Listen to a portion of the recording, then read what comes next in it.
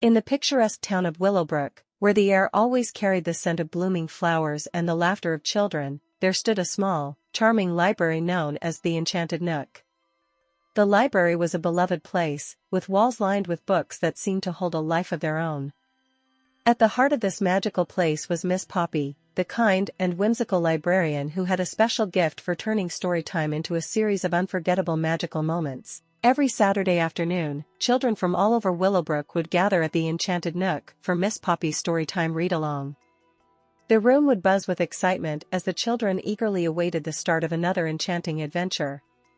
Miss Poppy, with her twinkling eyes and radiant smile, would always begin the session with the same words, "Are you ready for a magical moment?" One sunny Saturday, as the children settled onto colorful bean bags and cozy cushions, Miss Poppy selected a large, ancient book from the highest shelf. It was bound in soft, worn leather and embossed with intricate gold patterns. The title gleamed in the sunlight, The Tale of the Lost Kingdom. With the children watching in wide-eyed anticipation, Miss Poppy opened the book, and the room filled with a soft, golden glow. Today, we are going to read about a brave young girl named Ella and her journey to find the lost kingdom of Lumina. As Miss Poppy began to read, the illustrations on the pages came to life, creating a vibrant, animated scene before the children's eyes. Ella, a spirited girl with curly red hair and bright green eyes, stood at the edge of a vast, enchanted forest. The children gasped in delight as they watched Ella take her first steps into the forest, her heart filled with determination. Ella had always dreamed of adventure. One day, she discovered an old map hidden in her grandmother's attic, a map that hinted at the existence of a long-lost kingdom. With a sense of purpose, Ella packed her bag and set off on a journey that would change her life forever. The children followed Ella's journey, eagerly reading along with Miss Poppy. They watched as Ella encountered magical creatures, friendly talking animals, mischievous sprites, and wise old wizards who offered her guidance. Each page turned revealed new wonders and challenges.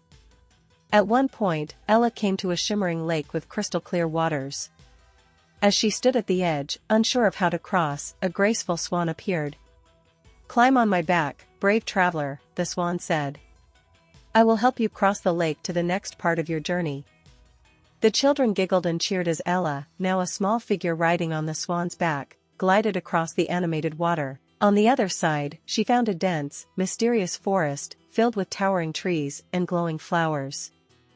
Ella knew the lost kingdom of Lumina was somewhere beyond the forest, Miss Poppy read, her voice filled with excitement. But she also knew she had to face the guardian of the forest, a giant, gentle dragon named Seraphis. The children gasped as Seraphis appeared, a magnificent dragon with scales that shimmered like precious gems. But instead of being fearful, Ella approached Seraphis with kindness. "I seek the lost kingdom of Lumina," she said bravely. "Will you help me find it?" Seraphis, touched by Ella's courage and sincerity, agreed to help. "The kingdom can only be found by those with a pure heart and a brave spirit," he said. "Climb onto my back, and I will take you there." With the children cheering her on, Ella climbed onto Seraphis's back, and they soared into the sky. The animated pages showed breathtaking views of lush valleys, sparkling rivers, and majestic mountains as they flew towards Lumina. Finally, after a long and thrilling journey, they arrived at a hidden valley where the lost kingdom of Lumina lay. The kingdom was a place of unparalleled beauty, with golden towers, lush gardens, and the air filled with the soft music of birds and flowing fountains. As Miss Poppy read the final pages, the children watched in awe as Ella stood at the gates of Lumina, her heart filled with joy and wonder. She had found the lost kingdom, not just by following a map, but by showing bravery, kindness, and a sense of adventure. The people of Lumina welcomed Ella with open arms, Miss Poppy concluded, her voice gentle and warm. She discovered that the true magic of the kingdom lay in its people, their stories, and the bonds they shared. Ella's journey had taught her that the greatest adventures are the ones we embark on with an open heart.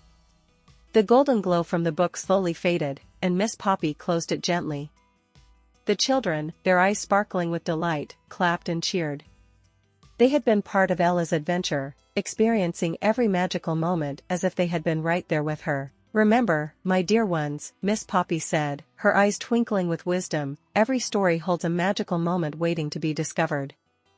All you need is a little imagination and a lot of heart. With that, the children slowly made their way home, their minds filled with the wonders of Lumina and the bravery of a young girl named Ella. They knew that every Saturday at the Enchanted Nook, they could count on Miss Poppy to take them on another unforgettable adventure, where magical moments and storytime read-alongs would continue to fill their dreams with wonder and joy.